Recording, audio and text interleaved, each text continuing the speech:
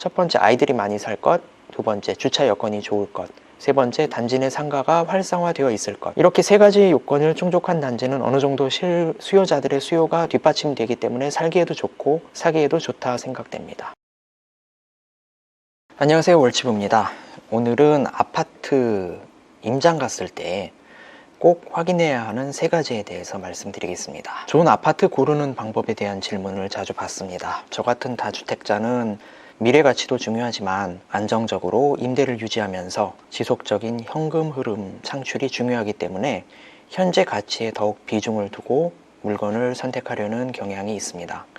즉, 어떤 호재로 인해 앞으로 좋아질 곳도 좋지만 특별한 호재가 없어도 현재 살기 좋은 곳을 더 선호하는 편입니다. 그래서 저는 아파트를 보러 갈 때 아래와 같이 세 가지는 반드시 살펴봅니다. 첫 번째, 단지 내의 전체적인 분위기를 봅니다. 아이들이 많은지 아니면 어르신들이 많은지를 먼저 살펴봅니다. 특히 오후 2시에서 6시 사이에 놀이터에 어린아이들이 많은 단지를 선호합니다. 왜냐하면 그만큼 젊은 층, 30에서 40대의 유입이 많은 단지이기 때문에 거래가 활발할 가능성이 높기 때문입니다. 이때 중요한 것은 아이들이 혼자서 노는 것이 아니라 주변에 부모님들이 많이 있을수록 좋습니다. 아이들끼리 시간 때우기로 놀면서 방치가 되는 것이 아니라 보호자가 함께 동행하면서 관심과 관리를 받고 있다는 분위기가 중요합니다. 물론 학원 때문에 아이들이 예전에 비해 많이 보이지는 않습니다. 하여튼 단지 내 분위기를 눈으로 직접 살펴보는 것이 중요합니다. 참고로 학군 정보도 꼭 확인해 보셨으면 합니다. 아파트의 경우 네이버 부동산으로 물건을 검색하는 경우가 많은데 학군 정보를 통해 배정되는 초등학교가 어디인지 확인해 보아야 합니다. 좋은 초등학교일수록 고학년으로 올라갈수록 학생 수와 학급 수가 많아집니다. 즉 1에서 2학년 학생 수보다 5, 6학년 학생 수가 더 많은 것이 좋습니다. 왜냐하면 근처에 학업 성취도가 좋은 중학교가 있을 확률이 높습니다. 무엇보다 아이 키우기에 좋은 동네일 가능성이 높고 그만큼 새로운 수요가 유입되기 때문에 가격 형성에도 유리하기 때문입니다. 저는 개인적으로 아이 키우기에 좋은 동네가 호불호 없이 무난하면서 좋은 동네라 생각합니다. 반대로 어르신들이 많이 사는 단지는 안정감이 있어 살기에는 좋지만 거래가 활발하지 않은 경향이 있어 사기에는 다소 부담이 될 수 있습니다. 부동산에서는 정적인 것보다는 동적인 것이 낫다 생각됩니다. 두 번째, 주차장을 확인합니다. 요즘 주차 문제가 대두되면서 주차 공간은 넉넉한지 엘리베이터가 지하 주차장까지 연결되는지를 꼭 살펴보아야 합니다. 아파트를 보러 갈 때 엘리베이터 버튼이 B1, B2, B3 이렇게 있는지 꼭 살펴보셨으면 합니다. 지하층을 의미하는 B로 시작하는 버튼이 있다는 것은 엘리베이터가 지하 주차장까지 연결되어 있다는 의미입니다. 그리고 B로 시작하는 버튼이 많을수록 주차 공간이 넉넉하다는 의미가 됩니다. 최근에는 가구당 주차 대수가 몇 대인지도 중요하지만 주차의 편리성 때문에 엘리베이터 연결 여부가 굉장히 중요해졌습니다. 인터넷상으로도 해당 아파트 단지의 전체 주차 대수를 알아볼 수는 있지만 직접 눈으로 체크하면서 실제 주차 공간을 확인해 보는 것이 좋습니다. 왜냐하면 같은 단지 내에서도 각 동마다 주차 여건이 다를 수 있기 때문에 해당 동의 지상, 지하 주차 공간 모두를 확인해 보는 것이 좋습니다. 참고로 마음에 드는 아파트가 있다면 저녁 10시 이후에 주차장 확인을 해보는 것도 방법입니다.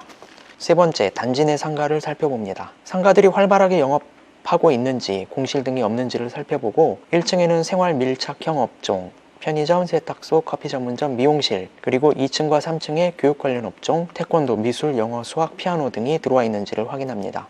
단지 내 유치원이나 어린이집이 있는지도 체크해 봅니다. 참고로 단지 내 상가에 의원, 내과, 소아과, 치과, 약국 등이 있다면 더욱 좋습니다. 아이가 어릴수록 의외로 병원 갈 일이 많은데 요즘 맞벌이 부부가 많아서 대부분 출근길에 의원에 들렸다가 아이를 어린이집이나 학교에 보내는 경우가 많기 때문에 단지 내에 의원이 있다는 것은 큰 장점입니다. 여담이지만 부모 입장에서는 그 의원 의사분의 진료 수준이 명의냐 아니냐를 크게 따지지 않는 경향이 있습니다.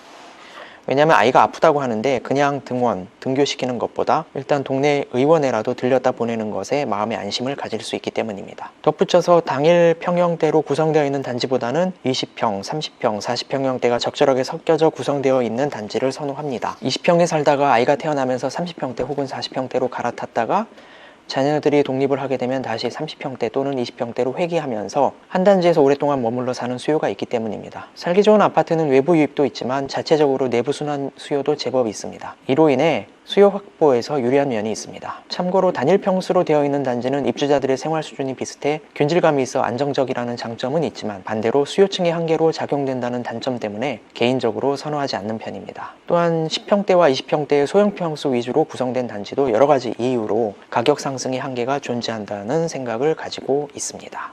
이렇게 요점을 정리해보면요. 첫 번째, 아이들이 많이 살 것. 두 번째, 주차 여건이 좋을 것.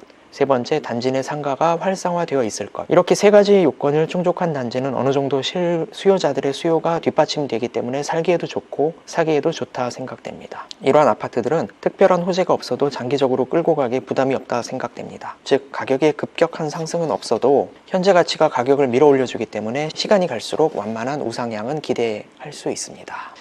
감사합니다. 월치부였습니다.